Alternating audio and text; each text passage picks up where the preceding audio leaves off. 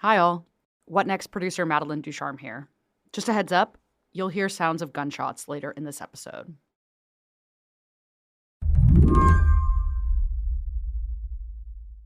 So, Yair, if you had to describe the relationship between Israelis and Palestinians right now, I'm kind of curious the language you would use.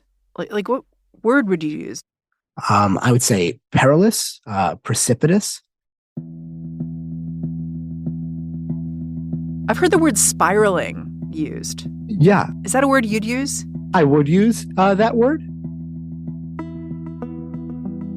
Yair Rosenberg writes about politics and religion over at The Atlantic. I called him up to help me make sense of weeks of headlines from the Middle East. As we reported, today was the deadliest day in the occupied West Bank in 2 decades. Israeli forces... Raids on Palestinian settlements have been ramping up. Attacks on Jews have been too.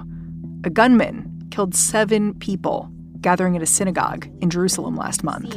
Israeli police are calling this a terrorist attack. They say the gunman in today's attack was shot and killed by police. You just have this constant thrumming that's going on, and it keeps getting louder.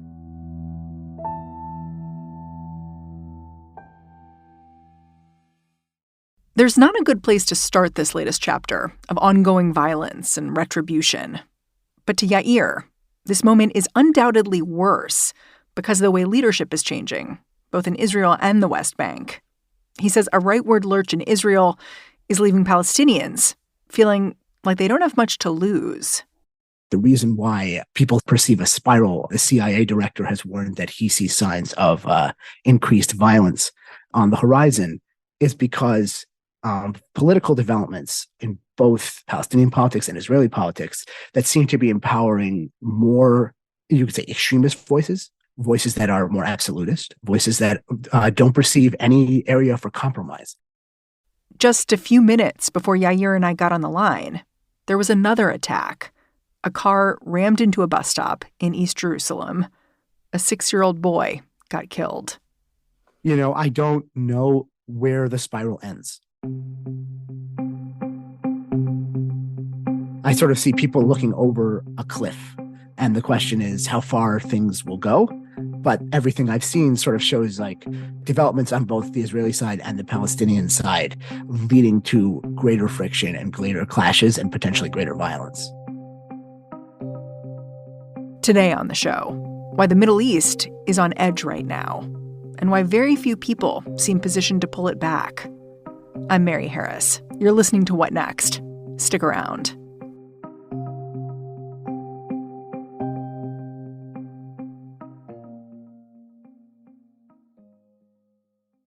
This podcast is brought to you by Progressive Insurance. Most of you hearing my voice right now are probably multitasking. Yep, even while you're listening, you are probably driving, cleaning, exercising, maybe grocery shopping. But if you're not in some kind of moving vehicle, there is something else you could be doing right now. Getting an auto quote from Progressive Insurance. It's easy and you can save money by doing it right from your phone. Drivers who save by switching to Progressive save nearly $700 on average, and auto customers qualify for an average of 7 discounts. Discounts for having multiple vehicles on your policy, being a homeowner, and more. So just like your favorite podcast, Progressive will be with you 24/7, 365 days a year, so you're protected no matter what. Multitask right now. Quote your car insurance at Progressive.com to join over 29 million drivers who trust Progressive. Progressive Casualty Insurance Company and Affiliates. National average 12-month savings of $698 by new customers surveyed who saved with Progressive between June 2021 and May 2022. Potential savings will vary. Discounts are not available in all states and situations. This podcast is brought to you by Progressive Insurance. Most of you listening right now are probably multitasking. Yep. When you're listening, you're probably also driving, cleaning, exercising, or maybe even grocery shopping. But if you're not in some kind of moving vehicle, there's something you can be doing right now. Getting an auto quote from Progressive Insurance. It's easy and you could save money by doing it right now from your phone. Drivers who save by switching to Progressive save nearly $700 on average, and auto customers qualify for an average of 7 discounts. discounts for having multiple vehicles on your policy, being a homeowner, and more. So just like your favorite podcast, Progressive will be with you 24/7, 365 days a year, so you're protected no matter what. Multitask right now. Quote your car insurance at Progressive.com to join the over 29 million drivers who trust Progressive. Progressive Casualty Insurance Company and Affiliates. National average 12-month savings of $698 by new customers surveyed who saved with Progressive between June 2021 and May 2022. Potential savings will vary. Discounts not available in all states and situations. Hi, I'm Dahlia Lithwick, host of Slate's Amicus podcast, and I'm here to tell you that we have a special offer on Slate memberships. You can now get 3 months of Slate Plus for just $15, and you'll get no ads on any Slate podcasts, member-exclusive episodes and segments on my show Amicus, and shows like Political Gabfest and Slow Burn, and unlimited reading on the Slate site. And best of all, you would be supporting all of Slate's independent journalism as we cover everything that is happening in the news every day. Sign up for Slate Plus at slate.com/podcast plus. Again, that's 3 months for only $15. So sign up now at slate.com/podcasts plus. The reason I thought Yair Rosenberg could explain this tense moment particularly well is because he just wrote an article attempting to do just that, through the lens of two towns in the West Bank, Beta and Eviatar. The headline was, "From this hill, you can see the next intifada." To be honest, he felt a little uncomfortable calling it that. We go back and forth on that headline because I would say you could see it. You could see the conditions for it. You could see how it could happen. But I wanted to be careful not to be saying that I know where this ends. And also just because something doesn't explode into a massive scale, wide scale violence, right? Or, something that we might label with the word intifada doesn't mean that it doesn't merit attention, doesn't mean that people aren't suffering. Yair chose this particular location, far away from the Gaza Strip or Jerusalem, because it's only deep into the West Bank that you can see the way that Israeli settlements are pushing Palestinians to the brink. The West Bank, of course, makes up the bulk of the Palestinian territories, but that's not how the settlers see it. So one thing to understand about the ideological settler movement is that it is obviously entirely opposed to a Palestinian state in the West Bank and other parts of the land of Israel. They want to be on this land because if you open up the Torah, if you open up the Bible, and you look at them like some of the holiest places in Jewish tradition, the things where most significant things happened, they're not actually where, say, the state of Israel necessarily is, like in Tel Aviv. They're in the West Bank. These are the historic heartlands of the Jewish people. Some of the holiest sites are in the West Bank. And so they want to live there, and they think that they have the right to be there. And the only reason they're not there is because Jews were repeatedly removed or expelled by Muslim and Christian rulers over the years. And so once they finally had the opportunity to show up, they did. And to be clear, a settlement like this one gets erected with the clear intention of cutting Palestinian communities off from each other, right? Like making a united Palestinian state much harder to create. And the greatest nightmare of these people is that Israel will strike a deal with the Palestinians and grant them a state. And then the Palestinians will have this land, and they will no longer be able to live there, and they will no longer be able to access their holy sites and so on. And so they have spent a lot of effort and time and resources attempting to build these small communities that aren't even that big sometimes, but are designed to disrupt the contiguity of Palestinian areas in the West Bank to make it hard to create a continuous Palestinian state. Because the theory is, and we can discuss whether I think this is a realistic theory, if they're correct about this, but they call this creating facts on the ground. If we just put enough roadblocks on the ground of these small little communities, well, then there's no way that they can actually make a realistic Palestinian state. And so we will have foreclosed the option. For years, the Palestinian town of Beta felt lucky to have avoided attracting unwanted Israeli neighbors. But about 10 years back, their luck ran out. The settlement of Eviatar appeared. So in 2013, an Israeli named Eviatar Borovsky is killed in the area by a terrorist. And that was the precipitating reason or justification for why the outpost was first erected in 2013 and then several years after it. Why do I say several years after it? Because each time they tried to do it, the Israeli authorities showed up, dismantled the settlement, and kicked the people out because it was against Israeli law, and Israel did not believe that they were supposed to be there. And so Bita, was fine because they were like, good, this is good. That's what they wanted. And this happens again, and it happens again, and it happens again. And then it happens in 2021.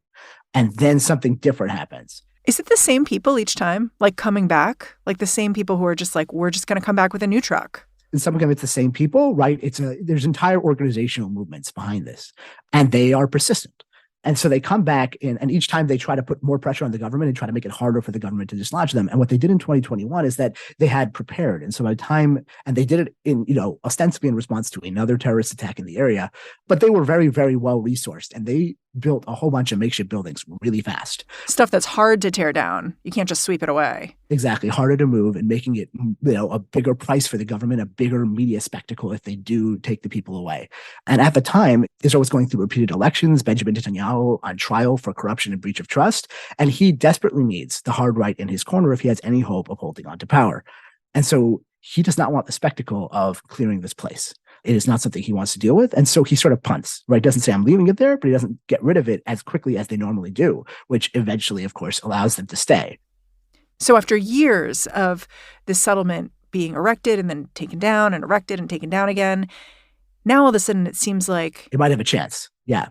And so that is what galvanizes Bita, right? And that is why I went there, because then for some intense several months, the villagers of Bita do these evening protests that are nonstop with a whole bunch of different components, some violent, some nonviolent. So they start burning tires and making sure, directionally that the smoke wafts up into the settlement. They start blasting music.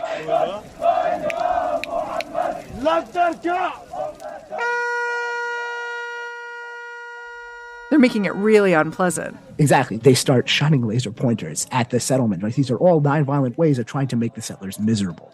There are also firebombs and explosives. At one point later on, the settlement will be set on fire. Right? So it becomes very, very fraught.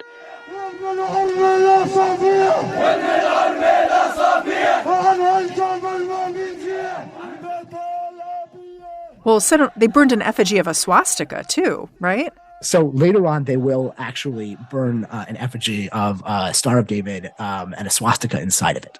And so, as you can see, there's a tremendous amount of animosity, right? And again, they perceive this is our area, our land, and we also know that if you stay here, right, you're not going away, right? And they're very worried about what's going to happen if that does. And so they're doing these intensive protests, and some of the elements, right, look like they're going to spill over into like actual violence, right, or in some cases setting things on fire, like actual explosive stuff like that.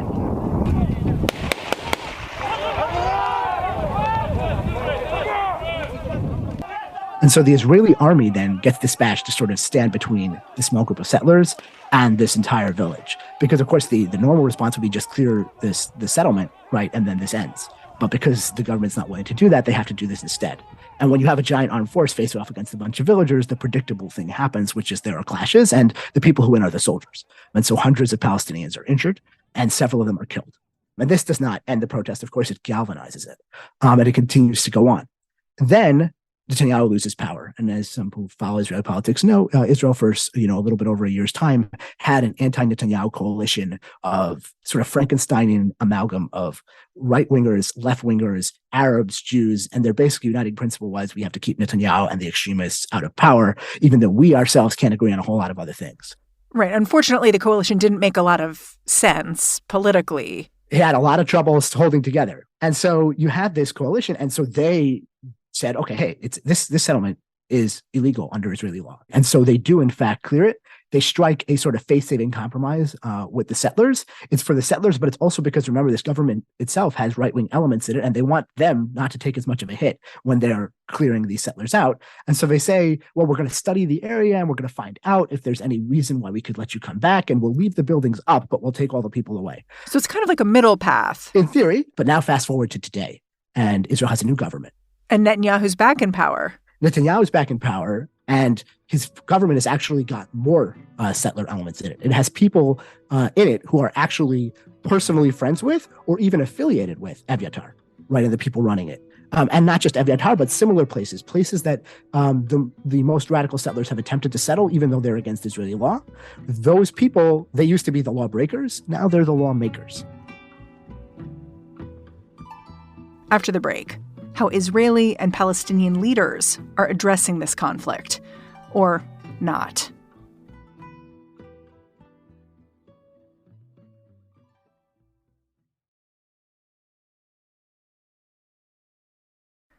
When Yair Rosenberg last visited Bita and Eviatar, the two places were in the midst of a tense standoff, and they were waiting to see how Israel's new hardline government would get involved in their ongoing dispute.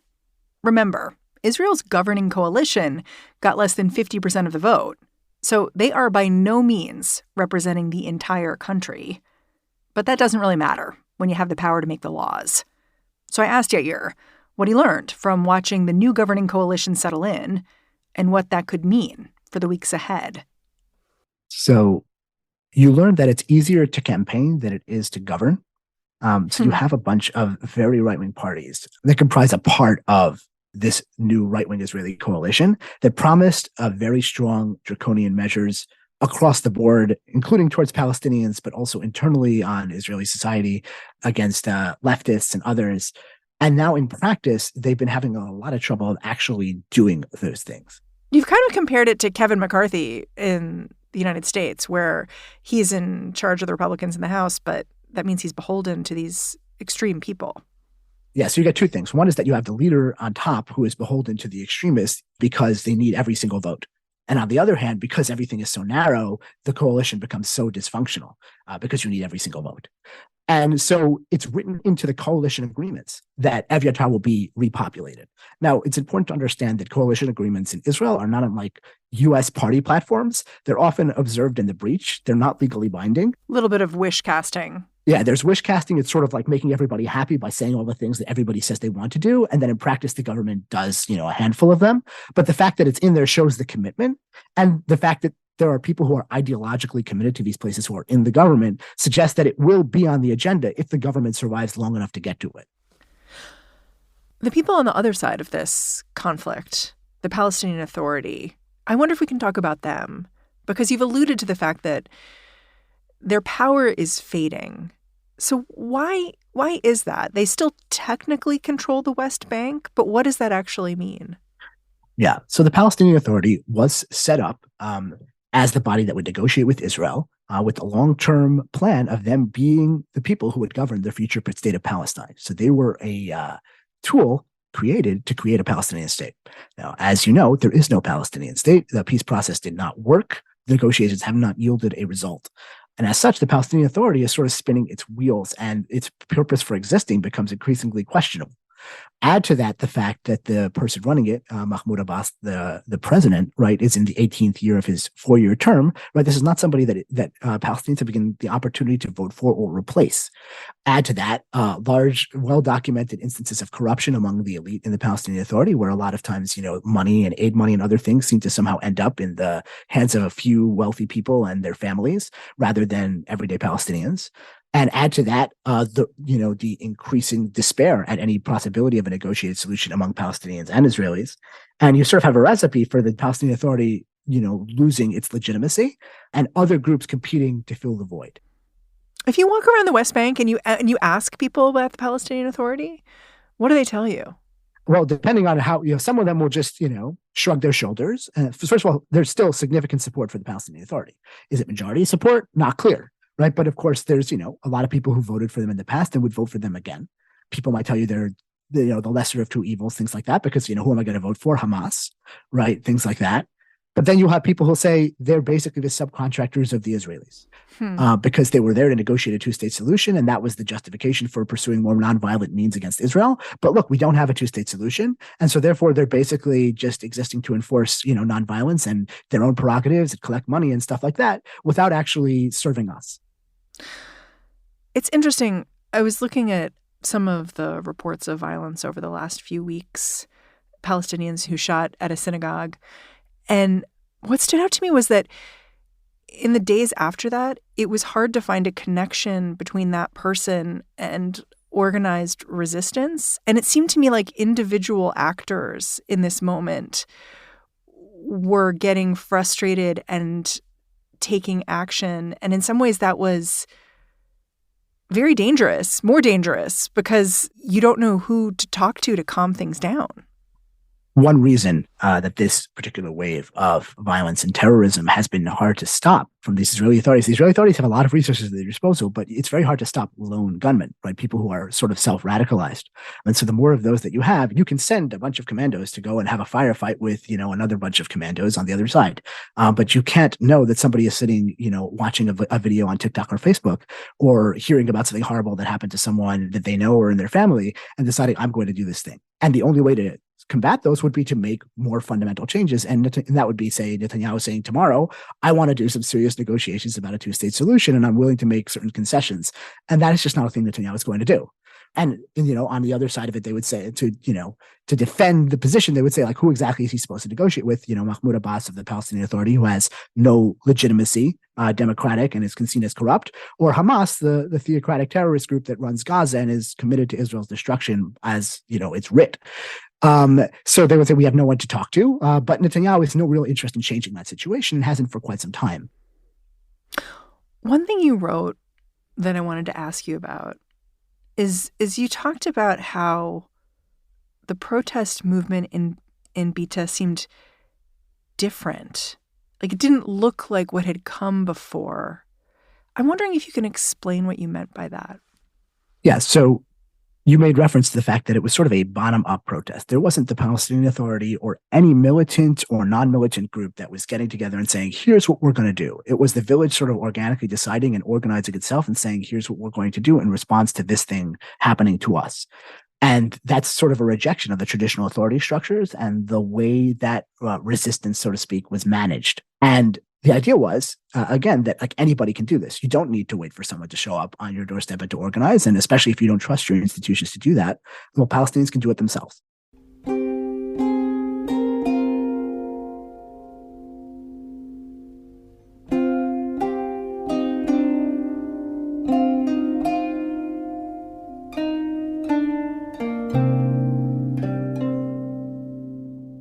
So what's the status of Eviatar today? Like, is Eviatar still standing? Does it have people in it? Yeah. So when I was there in December, and this is still the case today, there are no people there, right? They're still just buildings. But you have seen already some efforts to start moving on these settlement issues. How are the residents of Bita doing? Because they must be just waiting for whatever happens next. Yes. Very anxiously. So I went to the village in part to ask what would happen if the settlers came back. And they said, we will start up all the protests again. And not only that, we think that if we do this and we do it long enough, that other places in the West Bank will look at us and see us as a role model. And they'll start trying to do the same thing. And it will lead to sort of, this wildfire across the West Bank. And so when I was talking to some of the activists there, they're saying, well, we really don't want the settlers to come back on our land, right? But we kind of hope they do, because they would give us the opportunity to sort of take center stage and try to do this thing. And so it was sort of like both they don't and they do. They're sort of, and they were conflicted in a very strange. They're spoiling for a fight. Exactly. Spoiling for a fight. And again, this relates to the fact that they no longer look at the Palestinian Authority as representative or legitimate. And they think that those efforts, those formal efforts at, resisting Israel or negotiating a state have failed.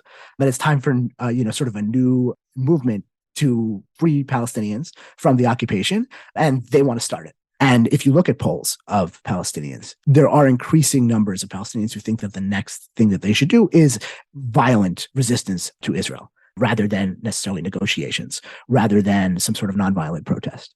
Those numbers have been going up. And when you look at who the Israelis have just elected, the people they just elected are also people who think that the approach to Palestinian terrorism and to any sort of unrest whatsoever in the West Bank is increasing clampdowns, increasing activity by Israeli troops and commandos in the West Bank. So what I can describe to you is looking at, who is ascendant on the Palestinian side, who is ascendant on the Israeli side. These are not people prone to compromise, right? These are people who think that the solution is going to come with more force, not less.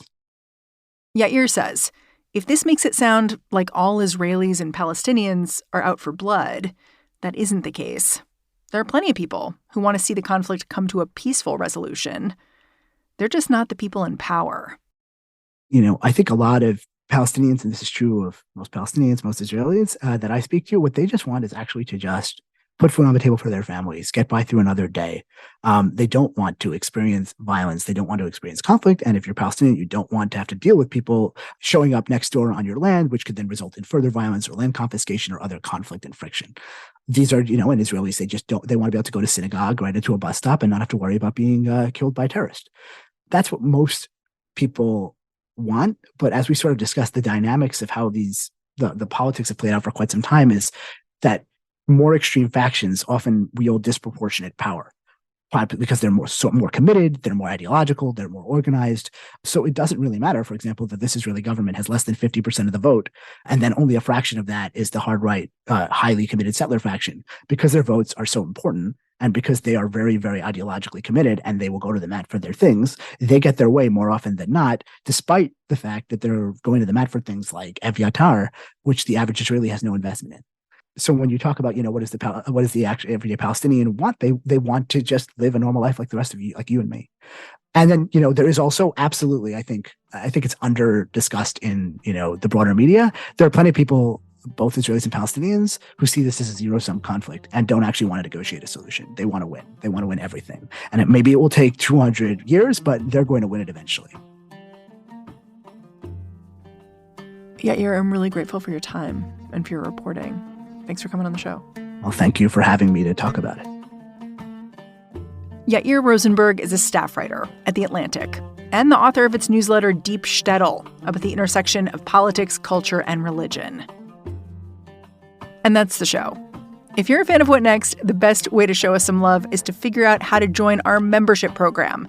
It's known as Slate Plus. You get all kinds of cool benefits like all access to Slate.com and ad-free podcasts like this one. The way to do it is to go on over to slate.com/whatnextplus. What Next is produced by Elena Schwartz, Paige Osborne, Madeline Ducharme, and Anna Phillips. We are getting a ton of support from Jared Downing and Laura Spencer. We are led by Alicia Montgomery with a little help from Susan Matthews. Ben Richmond is the Senior Director of Podcast Operations here at Slate. And I'm Mary Harris. Go track me down on Twitter. Say hello. I'm at Mary's desk. All right. Talk to you tomorrow.